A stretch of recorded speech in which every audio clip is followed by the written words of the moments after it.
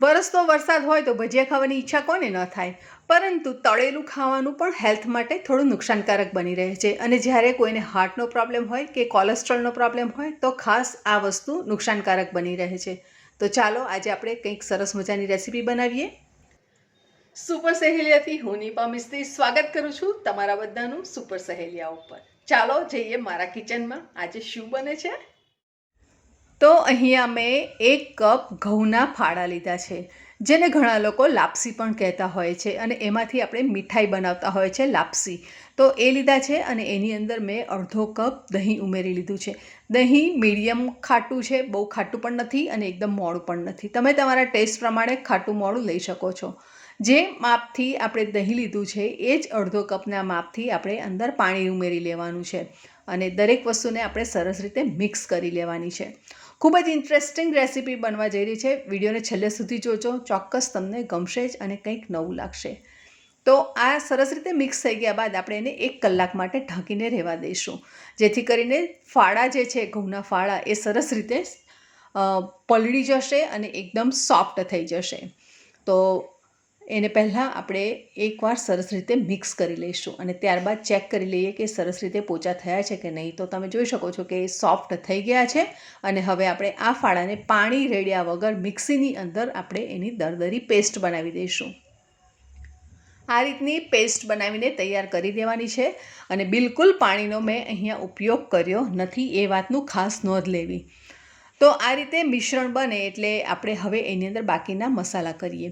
તો એની અંદર આપણે ઉમેરી લઈશું અડધો કપ બારીક સુધારીને રાખેલા કાંદા લેવાના છે. અહીંયા મેં 5 કપ લીધા છે ગાજર, બારીક સુધારીને લીધા છે. તમે છીણીને પણ અંદર ઉમેરી શકો છો. ઝીણું કાપવું ન ગમે તો છીણી શકાય.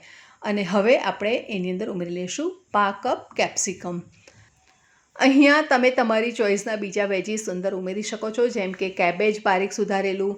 ત્યારબાદ તમે એની અંદર પાલકની ભાજી પણ ઉમેરી શકો છો, મેથીની ભાજી પણ ઉમેરી શકો છો. તમારા ચોઈસ પ્રમાણે તમે અંદર વેજીસ ઉમેરી શકો છો. 2 લીલા મરચાંને આપણે બારીક સુધારીને લઈ લીધા છે, અને થોડા સ્વાદમાં ઓછા તીખા હોય એવા લીલા મરચાં લીધા છે.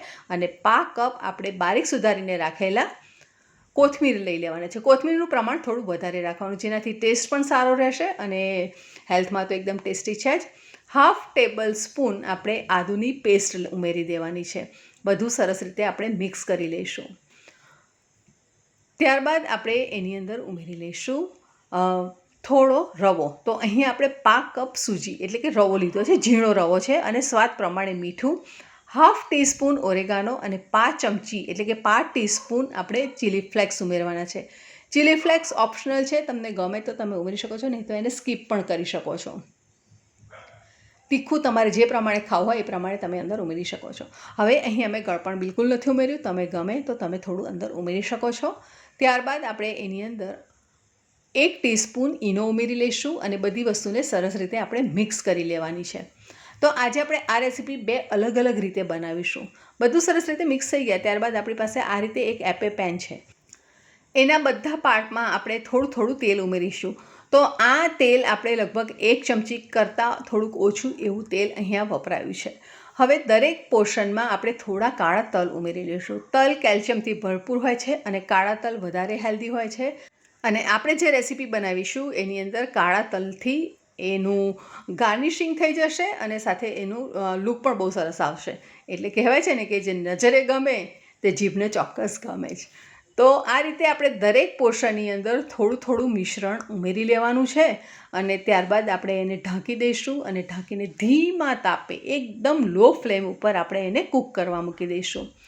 એ સાઈડ કૂક થાય ત્યાં સુધી આપણે બીજી રીતે બનાવવા જઈ રહ્યા છે. તો એક નોનસ્ટિક પેન લઈશું, એની અંદર આપણે 1 ચમચી તેલ લઈશું, અને કાળા તલ આ રીતે આપણે થોડા છૂટા છૂટા ભભરાવી દઈશું. ત્યારબાદ આપણે જે બાકીનું બેટર બચ્યું છે તો તેને આપણે આમાં સ્પ્રેડ કરી દેવાનું છે, અને સરસ રીતે સ્પ્રેડ કર્યા બાદ ફરીથી આપણે ઉપરથી થોડા કાળા તલ ભભરાવી દઈશું. જો કોઈ ગેસ્ટ આવવાનો હોય, કોઈને આપણે સર્વ કરવાનું હોય, તો આપણે એપે બનાવીશું, અને આપણી પાસે ટાઈમ ન હોય, ઉતાવળ હોય અને ફટાફટ કરવું હોય તો આપણે આ રીતે એને નોનસ્ટિકમાં એકસાથે પાથરી અને બનાવી શકીએ છીએ. તો ઉપરથી કાળા તલ પાથરી દઈએ તો બ્લેક એન્ડ વ્હાઇટનું કોમ્બિનેશન જોઈને જ ખૂબ જ સરસ લાગે છે, અને ખાવાની પણ મજા જ આવશે.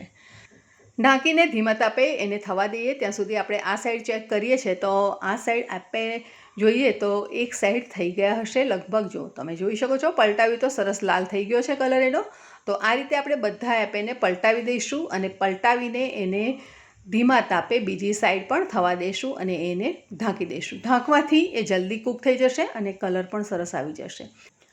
બીજી સાઈડ ચેક કરી લઈએ થઈ ગયું છે કે નહીં. તો આપણે એને પલટાવી લઈશું અને તમે ફ્રેન્ડ્સ જોઈ શકો છો કે સરસ ગોલ્ડન કલર આવી ગયો છે. હવે એને ફરી પલટાવી દીધું છે તો એને ઢાંકીને થવા દઈએ અને આ સાઈડ આપણા એપે પણ થઈ ગયા છે અને જે કેક બનાવી પેનમાં એ પણ સરસ રીતે બની ગઈ છે. તો હવે એને કરી લઈએ સર્વ. રેસીપી ગમી હોય તો વિડીયોને લાઇક કરો, ચેનલને સબસ્ક્રાઇબ કરી બાજુમાં આવેલા બેલ આઇકોનને પ્રેસ કરો, સાથે ઓલ નોટિફિકેશન બટન પ્રેસ કરો, જેથી કરીને તમને આવનારા નવા વિડીયોના નોટિફિકેશન જલ્દીથી મળી જાય. આજે આપણે એને સર્વ કર્યું છે ચણાની અને કોપરાની ચટણી સાથે. ફરી મળીશું નવી સહેલી સાથે, નવી રેસીપી સાથે. ત્યાં સુધી આવજો. Stay safe, stay healthy and enjoy recipe. Thank you.